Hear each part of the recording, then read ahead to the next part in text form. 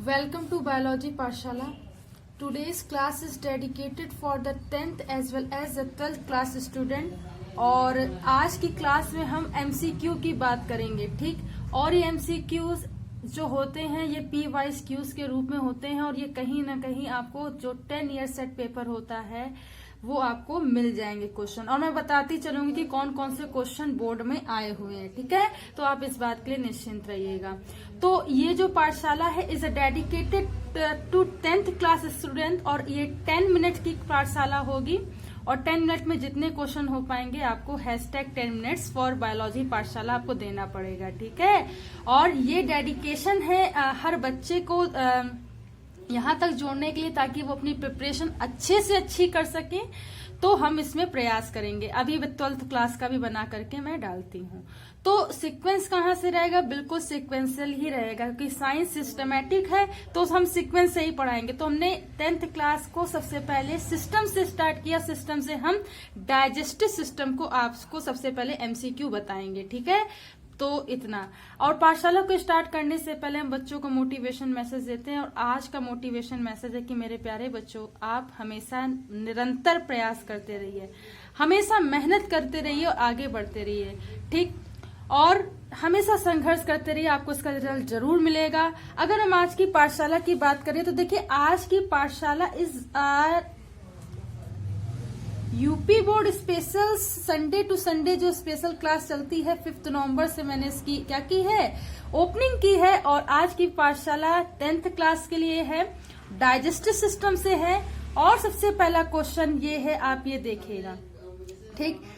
तो digestive system का सबसे पहला क्वेश्चन ये है कि इसमें विटामिन भी आते हैं। विटामिन सबसे पहला क्वेश्चन ये है, आपसे पूछा जाता है कि रतौंधी किसकी कमी से होता है, ठीक।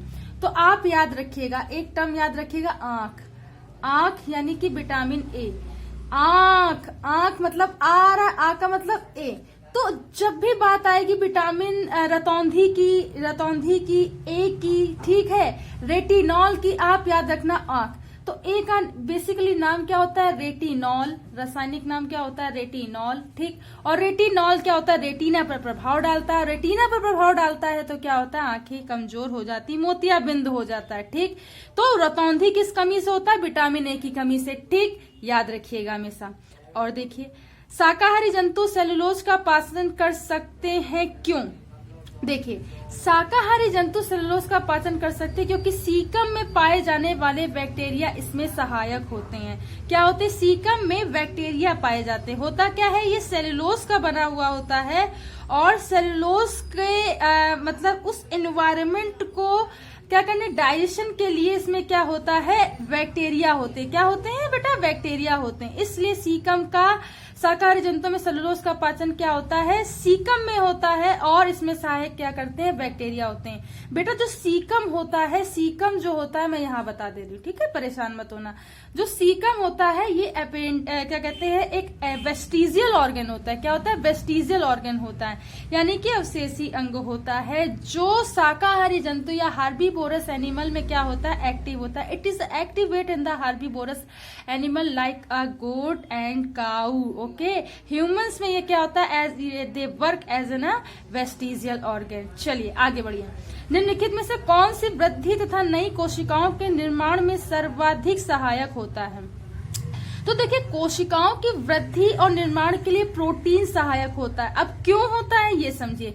देखिए, प्रोटीन को क्या कहा जाता है? प्रोटीन को कहा जाता है body building substance. Body building substance. बिना प्रोटीन के क्या होता है? बॉडी नहीं बनती है, इसलिए प्रोटीन बहुत ही सहायक होता है, ठीक। बिना किसी भी सेल्स के फॉर्मेशन के लिए, उसके डिवीजन के लिए, उसकी वृद्धि के लिए कोई ना कोई प्रोटीन काम करता है। इसलिए प्रोटीन क्या होता है? The development of the cell and a body is participating with the help of protein, ठीक। बिना प्रोटीन की सहभागिता के सेल का डेवलपमेंट नहीं होता है, ठीक। याद रखिएगा, ठीक।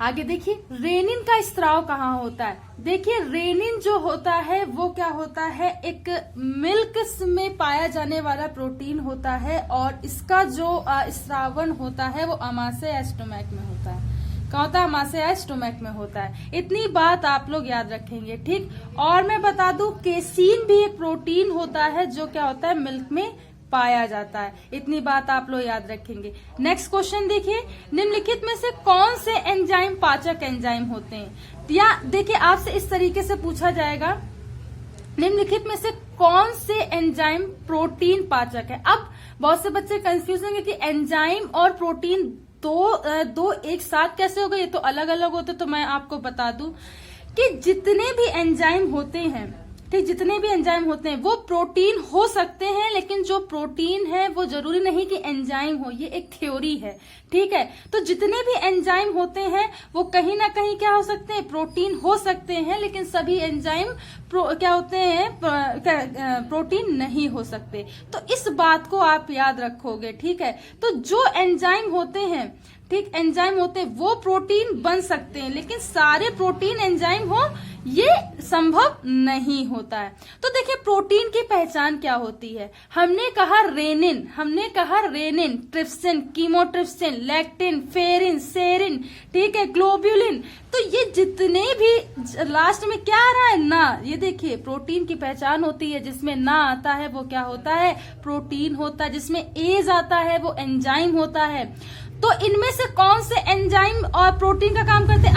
अब ये तो उसको किसी बच्चे को ये नहीं दिक्कत होनी चाहिए कि एंजाइम प्रोटीन एक साथ क्यों बोल रहा है, क्योंकि एंजाइम प्रोटीन हो सकते हैं लेकिन सभी प्रोटीन एंजाइम नहीं हो सकते। तो इनमें जो देखिए कौन कौन से पाचक होते हैं, तो ट्रिप्सिन क्या करता है, काम करता है, ठीक। जब इंटेस्टाइन में भोजन आता है तो ट्रिप्सिन में बदलता है, क्षारीय माध्यम में रहता है, साथ साथ पेप्सिन भी होता है और इरेप्सिन भी होता है। तो ये 3 प्रोटीन जो होते हैं वो पाचक एंजाइम या प्रोटीन की तरीके काम करते हैं। आगे देखिए, आगे क्वेश्चन, अग्नाशयी रस होता है। देखो बेटा जो अग्नाशयी रस होता है, वो क्षारीय होता है, बेसिक होता है। उसका एक कारण होता है, क्योंकि ये जब ये अग्नाशय में आता है, ठीक है, पेनक्रियाज में आता है, तो जब स्टोमक से आया ये पेनक्रियाज में, तो जो पहले क्या होता है, एसिडिक मीडियम में होता है, फिर उसके बाद ये क्या हो जाता है, क्षारीय माध्यम हो जाता है। देखिए आगे, वसा का इमल्सीकरण पित्त द्वारा कहाँ होता है। देखो वसा का जो इमल्सिफिकेशन होता है बेटा मेरे, वो क्या होता है, ड्यूडेनाम में होता है। तो इलियम होता है, ड्यूडेनाम होता है, तो इलियम में नहीं होता है, ये ड्यूडेनाम में होता है, ठीक है। एक स्ट्रक्चर होता है स्मॉल इंटेस्टाइन का, उसमें ड्यूडेनाम में इमल्सिफिकेशन होता है पित्त का, यानी कि बाइल का, ठीक है। बहुत से बच्चों को इंग्लिश। आगे देखिए, आगे बोल रहा है सर्कस एंटेरिकस किस ग्रंथि का स्राव है। देखिए आपसे बहुत इंपॉर्टेंट क्वेश्चन है और पूछा जाने वाला क्वेश्चन है कि क्रिप्स ऑफ लीवर कुंस, यानी कि लीवर कुंस की जो दरारें होती है जिसे क्रिप्स ऑफ लीवर कुंस कहते हैं, वहां पे क्या होता है, तो ये कहाँ होता है, क्रिप्स ऑफ लीवर कुंस में होता है। अगर हम बात करें कीमोट्रिप्सिन क्या है, तो कीमोट्रिप्सिन क्या होता है, देखिए यहाँ पे आंसर गलत लिखा हुआ है। कीमोट्रिप्सिन मतलब मैंने बताया था कि जहां पे ना आ जाएगा वो प्रोटीन होता है, ठीक है। और मैंने ये भी बताया था कि जो एंजाइम होते हैं वो प्रोटीन की भांति कार्य करते हैं, ठीक है। तो इनका क्या होता है कि बेटा मैं आपको बता दूं जिनको ना पता हो कि जब डाइजेशन होता है तो इसमें जो प्रोटीन होते हैं जब छोटे छोटे खंडों में टूट जाते हैं तो एंजाइम की तरीके काम करते हैं, ठीक है। तो आप ये बात याद रखिएगा। तो कीमोट्रिप्सिन क्या है, बेसिकली प्रोटीन और पाचक एंजाइम होते हैं। आगे देखिए मोस्ट इंपॉर्टेंट क्वेश्चन, और ये बेटा बोर्ड में आया हुआ क्वेश्चन है। देखिए ग्लाइकोजन का संचय कहाँ होता है, देखिए बेटा ग्लाइकोजन का संचय होता है यकृत में, ठीक। क्या कहाँ होता है, यकृत में, इसे ग्लाइकोजेनेसिस बोलते हैं। और the formation of glucose into glycogen store in the liver, the largest cell of the human, ठीक। यहाँ पे क्या होता है, ग्लाइकोजन का संचय होता है, ठीक। जब यकृत की बात आएगी तो शरीर की सबसे बड़ी ग्रंथि होती है, ये भी याद रखेंगे। विटामिन ए, डी, ई के, एडेक या कीड़ा, जिससे आपको याद रहे आप इसे याद रखेंगे। उसके बाद देखिए 2 क्वेश्चन और आ पाएंगे, ठीक है, 10 मिनट में। विटामिन ए का कैरोटीन से संश्लेषण होता है, तो विटामिन ए का एडेक मैंने बताया ना, एडेक से याद रखो, कीड़े से।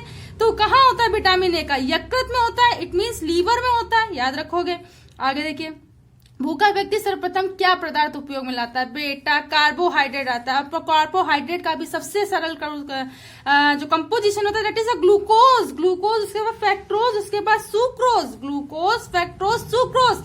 ग्लूकोज को सबसे पहले अगर हम जाते हैं तो वो घुल जाता है और हमें एनर्जी मिल जाती है। कोई नहीं है ऐसा ग्लूकॉन-डी के जैसा। ग्लूकॉन-डी आप पीते हैं तुरंत घुल जाता है, तुरंत एनर्जी मिलती है, जल्दी डिसॉल्व हो जाता है, जल्दी हमें एनर्जी मिलती है। दैट्स व्हाई भूखे व्यक्ति को अगर भूख लगी है तो वो ग्लूकोज पिए या कार्बोहाइड्रेट, संचित कार्बोहाइड्रेट पिए। और इसका कौन सा कंपोजिशन, मान लो ये क्वेश्चन ना आए आपसे, दूसरा पूछ रहे तो ग्लूकोज होता है या शुगर होता है। ठीक, तो आज की पाठशाला में इतना ही मेरे प्यारे बच्चों। अगर आज की पाठशाला आपको समझ में आई हो तो इसे ज्यादा से ज्यादा लोगों तक शेयर कीजिए, सब्सक्राइब कीजिए और ज्यादा से ज्यादा बोर्ड के बच्चे इससे जुड़े, ये मेरा प्रयास है। और इसे आप लोग शेयर कीजिए, लाइक कीजिए। Thanks to all my student to watch this पाठशाला।